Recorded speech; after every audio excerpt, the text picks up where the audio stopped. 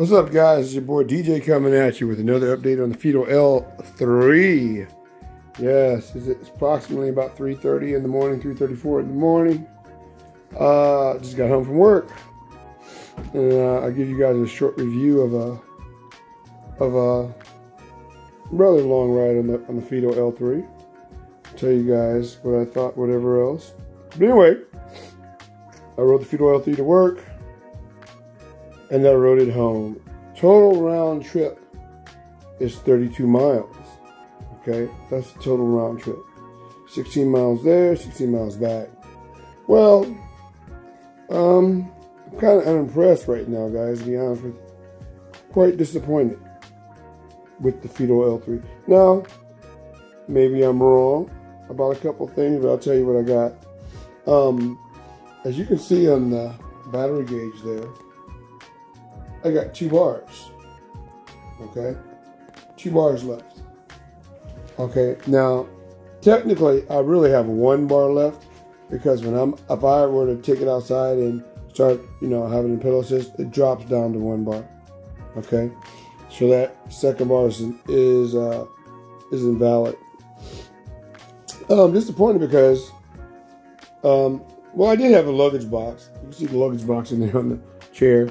It may have 15 pounds in it, maybe 15 pounds. That may be 15 pounds. I'm going to actually weigh it so I can see what's going on with this bike.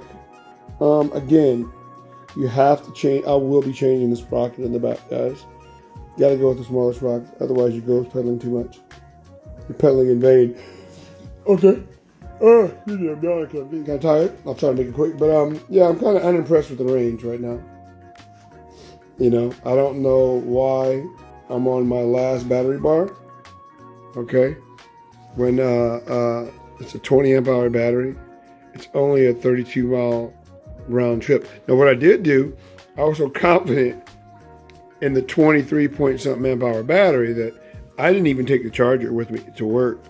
I'm like, it's only 32 miles. It's only 32 miles. I'll have plenty of range, is what I'm thinking. Now, mind you, I did have 1 steep hill to climb. Okay, but I did that in the highest level of pedal assist, and I did use the throttle. This hill is massive, guys. It's about as steep as you can get. Okay, honestly, the hill is massive. But anyway, then it's kind of elongated too. Like, once you get to the top of the hill, it plateau. It doesn't exactly plateau really fast. It kind of stays at a slight angle for a while, for maybe a mile and a half or so. Then it kind of flattens out. After that, mile and a half or 2. But anyway, got me to work, no problem. I'm saying I didn't have any problems. It's just that the battery range doesn't seem to be there. I'm gonna have to do my own range test on this thing to get an accurate range on what this thing can do. Because again, guys, I didn't take my charger to work with me. 16 miles there and 16 miles back, and you can see I'm only on the 2nd bar. Okay, only on the 2nd bar. No, I'm sorry. It's late. I'm sorry. It shows that I have 2 bars to go, but really I don't have 2 bars, because if I take it outside and take off riding it with the throttle or pedal, it drops down to 1 bar. So I went 32 miles. I did have 1 massive hill to climb. To climb. Well, actually, on the way back, on the way there, I had a massive hill to climb, and on the way back, I had 2 decent-sized hills.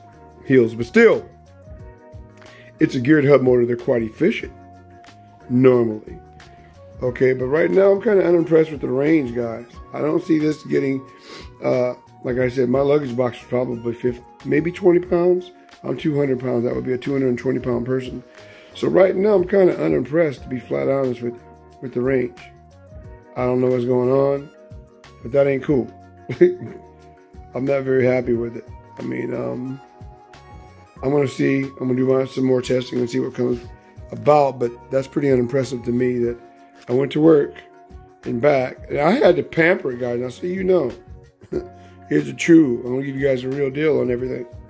When I came back, I was pampering this thing. I said I did not want to have to walk home at freaking 2:30, 3 something in the morning.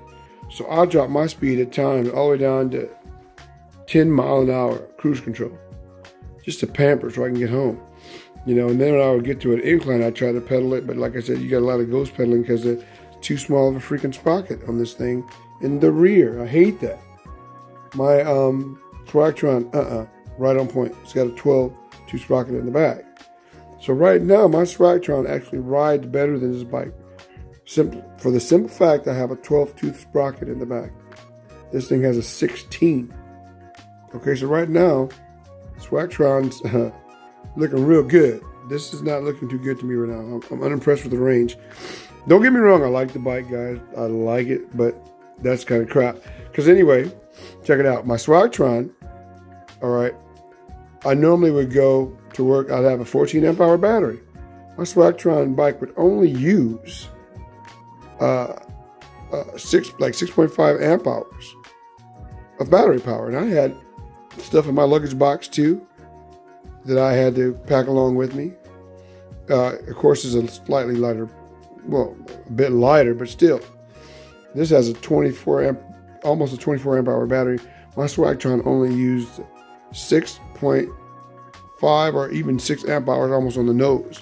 So technically, I could ride to work and back on a 14 amp hour battery. Okay, the 14 amp hour battery that I have for my Swagtron. Whereas this thing, you know, like I said, it shows 2 bars, but I'm really on 1 bar.